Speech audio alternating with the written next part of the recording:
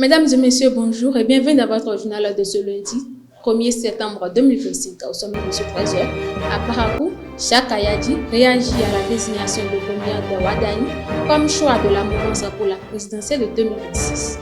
À Dakar, les citoyens exigent justice pour les victimes des répressions politiques entre 2021 et 2024. En sport, un match de gala au stade de Parakou ce samedi 30 août. Sous le thème Jeunesse, paix et cohésion sociale, les jeunes leaders politiques s'affrontent avec en ligne de mire les élections de 2026. Le détail du ministre.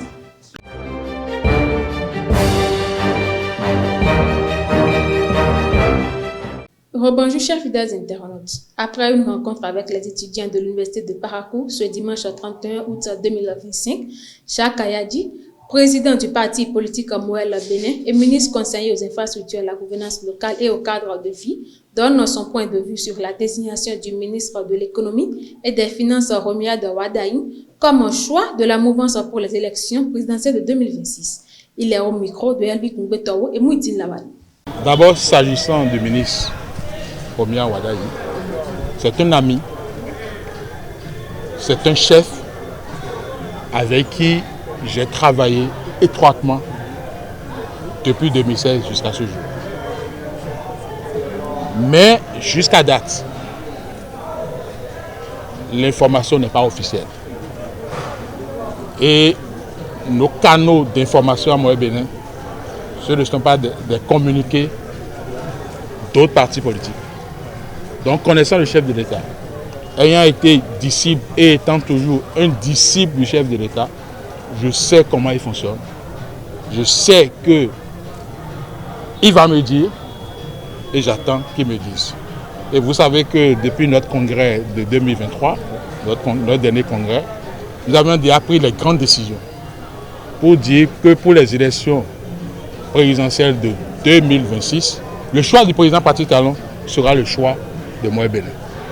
Donc nous attendons seulement qu'il nous informe. Et s'il nous informe, il y a une procédure au niveau du parti politique Moël Bénin pour désigner un candidat.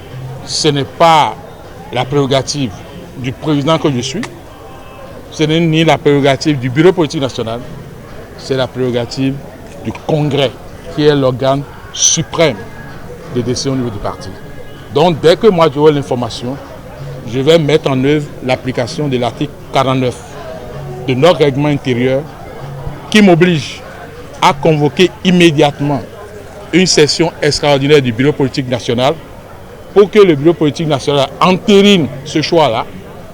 Et après cette décision du bureau politique, il y aura un congrès extraordinaire qui sera convoqué également dans la foulée pour que le congrès extraordinaire entérine cette décision pour que ça devienne une décision du parti Moël Bénin. Donc il ne s'agira pas seulement d'un communiqué, ni du président, ni du bureau politique national, mais ce serait une résolution du congrès, d'un congrès extraordinaire qui sera spécialement convoqué à cet effet pour rendre public le candidat de Moël Bénin. Puisque le président Patrick Talon même nous a dit en 2021 qu'il est fier de Moël Bénin parce qu'à Moël Bénin, nous faisons des choses avec élégance. Désigner un candidat pour un parti politique, ça ne se fait pas à la volée. Ça se fait en respectant les dispositions statutaires.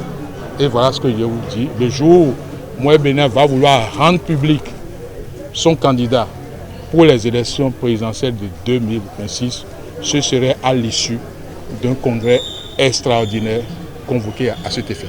À Parakou, les organisateurs de transporteurs UNACOM, UCTIB et les syndicats des bus ont organisé ce samedi 30 août une grande prière collective pour implorer la protection divine contre les accidents de circulation. Cette initiative spirituelle vise aussi à sensibiliser les conducteurs au respect du code de la route et à promouvoir un comportement plus responsable. Les participants appellent également les autorités à améliorer les infrastructures routières pour réduire les drames sur les routes. À ce côté dit, dans la commune de Segmana, la fête traditionnelle de la nouvelle Nyam Akba s'est déroulée du 29 au 31 août 2025 dans une ambiance de cohésion sociale et de valorisation culturelle. Cette troisième édition, marquée aussi par les 25 ans de règne du roi Andébi Kibané, a rassemblé population et autorités autour de rites, compétitions sportives et animations. Organisée avec le soutien de Grâce ONG, la célébration a connu une forte mobilisation populaire. Actualité hors de nos frontières, environ 200 personnes ont manifesté ce samedi 30 août à Dakar pour réclamer justice pour les victimes des violences politiques survenues sous le régime de Macky Sall. Malgré les promesses des autorités actuelles, aucune enquête n'a abouti 17 mois après l'arrivée au pouvoir de Bassirou Diomaye Faye et Ousmane Sonko. Le ministre de la Justice a récemment demandé l'ouverture d'une enquête relançant l'espoir des familles en deuil.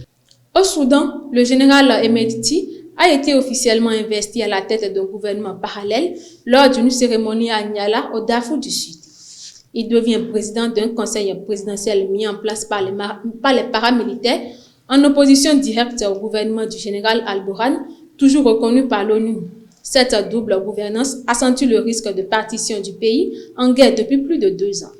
Le premier ministre des rebelles Houthis, Ahmed Ghaleb Nasser al-Rawawi, a été tué lors d'une frappe israélienne sur Sanaa, confirmée 2 jours plus tard par les autorités du mouvement. Cette attaque marque un tournant dans le conflit, Israël assumant désormais des assassinats ciblés contre les cadres Houthis. En réponse, les Houthis ont promis de se venger et nommer un premier ministre par intérim. Sport pour boucler ce journal, ce samedi 30 août, le stade municipal de Parakou a accueilli un match de gala entre les clubs Paix et Cohésion. Sous la houlette de Maître Chakou Naro, les jeunes leaders politiques de Parakou se sont affrontés sous le thème Jeunesse, Paix, Cohésion sociale. Une initiative qui s'inscrit dans le cadre des élections générales de 2026. Reportage avec Mouidine Lawadi et Elvik Mbetoro. Ce samedi 30 août, le stade municipal de Parakou a été le théâtre d'un événement historique qui restera gravé dans les annales de la ville. Initié par Maître Chakou Naro, un match de gala a rassemblé les jeunes leaders politiques de la cité des Koboro au rythme de la paix et de la cohésion sociale. Cette initiative s'inscrit dans le cadre des préparatifs des élections générales de 2026 qui s'approchent à grands pas. Nous sommes dans un environnement politico-social un peu compliqué où chacun, en fonction de son obédience politique, tient des discours qui parfois deviennent violents et qui ne rassurent pas. Et je dirais même plutôt qui inquiètent. Et on se demande bien si on devait laisser les choses aller comme cela a l'habitude de se faire. Est-ce qu'on ne serait pas dans une situation où les élections poseront de troubles, où les élections vont diviser les familles et où les élections vont empêcher les jeunes de se retrouver le demain. Devant un public enthousiaste et sous un soleil radieux, 2 équipes Paix et Cohésion se sont affrontées dans une rencontre riche en émotions. Le score final 4-4 n'est pas qu'un simple résultat sportif. Il symbolise l'unité et la solidarité qui doivent caractériser les actions des jeunes leaders de Parakou dans la période à venir. Nous remercions Maître Chakou Naro qui est l'organisateur principal de ce match de gala. C'est à partir d'un constat qu'il a pu organiser ce match. Les déchirements au niveau des jeunes en matière politique, et il a pensé que la politique ne peut pas diviser les jeunes. Il a vu juste, parce qu'à l'orée ou bien à la veille des élections, il nous faut ces chances de rencontre afin que la jeunesse, qui est le socle du développement, puisse se voir et unifier les idées pour préserver l'unité nationale. Quand on regarde un peu, mais la FCBE est créée quand on regarde notre âge. L'UP est créée quand on regarde notre âge. Le BR est créé quand on regarde notre âge. Les démocrates sont créés quand on regarde notre âge. Nous étions des frères avant que ces partis-là ne naissent. Nous devons nous mettre alors en tête que malgré nos obédiences politiques divergentes, il se peut que ces partis-là n'existent pas demain et que nous existons aussi. Ce qui prime alors, c'est les relations humaines que nous gardons entre nous. Nous nous retrouvons, nous mangeons ensemble, nous vivons ensemble, nous faisons des distractions ensemble et que cette initiative ne soit la première, encore moins la dernière. Cette journée a marqué un tournant important dans la vie politique et sociale de Parakou. J'ai des prières, j'ai des souhaits, je vais les dire ainsi. J'attends de voir que ce rassemblement que nous avons eu aujourd'hui, cette participation active des jeunes leaders politiques, de tous bords politiques confondus, tout cet enthousiasme et cette fraternité qui a été retrouvée cet après-midi puisse perdurer. Ce match de gala a prouvé que le sport peut être un vecteur de paix et de cohésion sociale. Il a offert une belle leçon d'unité pour la jeunesse de Parakou qui s'engage à entrer dans une phase importante pour les élections générales de 2026.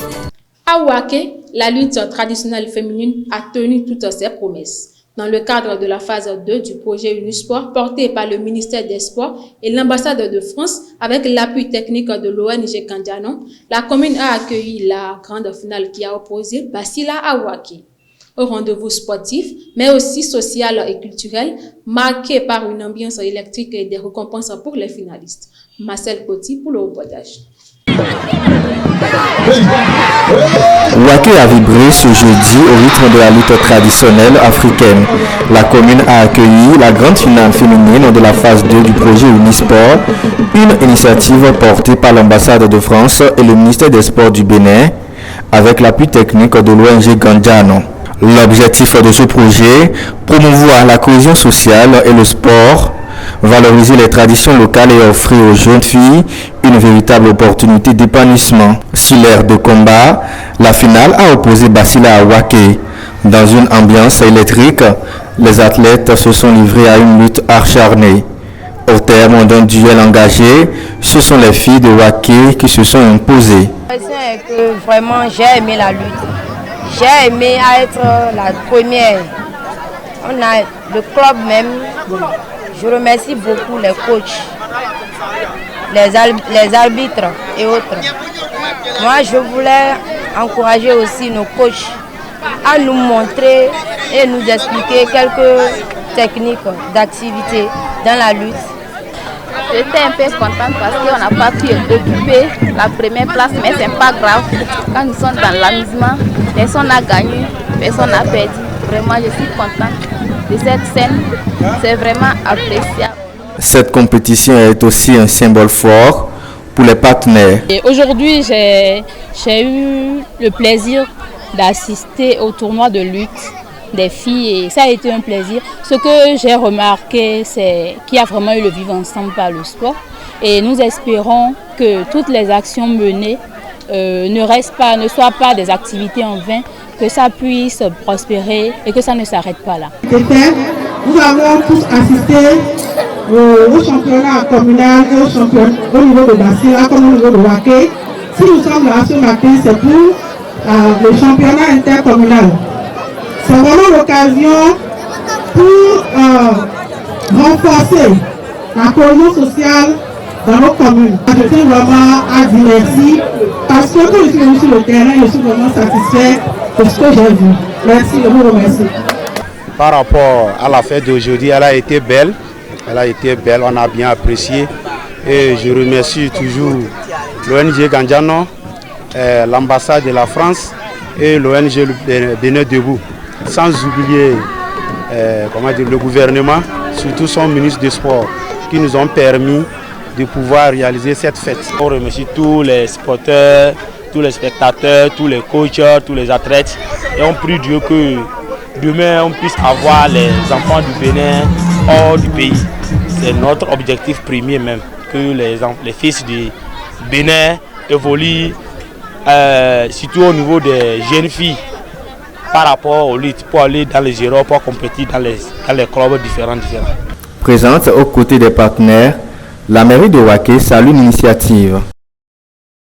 Nos impressions sont très bonnes.